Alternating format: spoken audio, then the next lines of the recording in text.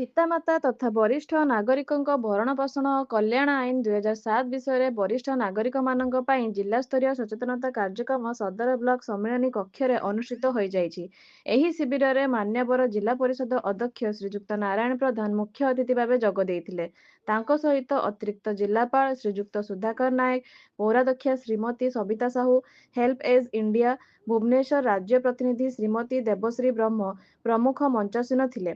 ଜିଲ୍ଲା ସାମାଜିକ ଅଧିକାରିଣୀ ପ୍ରତିଭା ବେହେରା ସଚେତନ ଶିବିରର ଆଭିମୁଖ୍ୟ ବିଷୟରେ ଉପସ୍ଥିତ ଥିବା ବରିଷ୍ଠ ନାଗରିକମାନଙ୍କୁ ସଚେତନତା କରାଇଥିଲେ।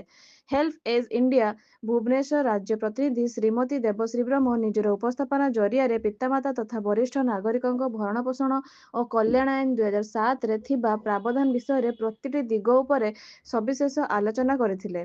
ପ୍ରଶ୍ନ ଉତ୍ତର କାର୍ଯ୍ୟକ୍ରମ ମାଧ୍ୟମରେ ଉପସ୍ଥିତ ଥିବା ବରିଷ୍ଠ ନାଗରିକମାନେ ସେମାନଙ୍କର ସମସ୍ୟା ବିଷୟରେ ପ୍ରଶ୍ନ କରିଥିଲେ ଏବଂ ତାର ସମାଧାନ ଉତ୍ତର ମାଧ୍ୟମରେ ଅତିଥିମାନେ ପ୍ରଦାନ କରିଥିଲେ।